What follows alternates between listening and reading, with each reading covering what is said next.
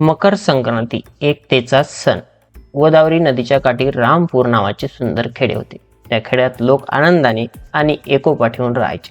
सणामध्ये तर गावात विशेष उत्साह असायचे. यंदा मकर संक्रांतीचे पर्व जवळ आले होते आणि गावातल्या सगळ्या लोकांमध्ये तयारीचा गोडवा पसरला. रामपूरमध्ये सुरेश नावाचा शेतकरी राहत होता. सुरेश साधा माणूस होता, परंतु त्याचे मन मोठे होते. गावातल्या प्रत्येकाला मदत करणे हे त्याचे ध्येय होते. यावर्षी मात्र गावात थोडासा तणाव होता. शेजारच्या गावातील काही लोकांशी पाण्याचा वाद झाला होता. त्या वादामुळे काही जण एकमेकांशी बोलणेही टाळत. सुरेशच्या मनात मात्र एक विचार सतत चालू होता. आपला सण तर आनंदाचा आहे, मग तो कटुतेने कसा साजरा करू? त्याच्या डोळ्यासमोर गावातील लहान मुलांचे हसरे चेहरे यायचे आणि त्यांचे मन अधिकच अस्वस्थ व्हायचे. मकर संक्रांतीच्या दिवशी सुरेशने ठरवले की हा सण एकतेचा संदेश घेऊन यावा. त्याने आपल्या शेतात पंगतोत्सव आयोजित केला.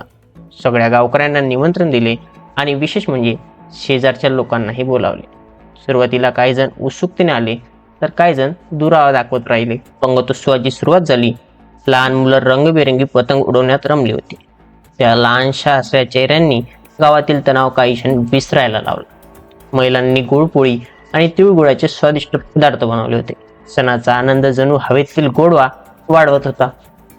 सुरेशने लोकांना गोड तिळगुळ देऊन म्हणाले, तिळगुळ घ्या आणि गोड गोड बोला. त्याचे हे शब्द लोकांच्या मनाला भिडले. हळूहळू शेजारच्या गावातील लोकही या सणाच्या आनंदात सामील झाले. त्या दिवशी एक हृदयस्पर्शी प्रसंग घडला. एका शेजारच्या गावातील मुलाचा पतंग नदीच्या काठावर अडकल्याने तुराडू लागला. त्या मुलाच्या डोळ्यात अश्रू पाहून सुरेशच्या गावातील किशोर नावाच्या मुलाने नदीत उडी मारली. थंड पाण्यात संघर्ष करत तो मुलाच्या पतंगीला परत घेऊन आला. त्या क्षणी दोन्ही गावातील लोकांनी टाळ्या वाजवल्या आणि त्यांच्या डोळ्यात कृतज्ञतेचे अश्रू तरळले. संध्याकाळी जेव्हा सर्व लोकांनी एकत्र येऊन आकाशात मोठी पतंग सोडली, त्यावर लिहिले होते, आपलं नातं मजबूत आहे, एकतेचा सुगंध कायम राहील. त्या क्षणी सगळे एकत्र आनंदाने हसत होते. भूतकाळातील कटुतेला विसरून त्यांनी एक नवीन अध्याय सुरू केला. त्या दिवसानंतर रामपूर आणि शेजारच्या गावातील लोकांमध्ये परत एकोपा निर्माण झाला.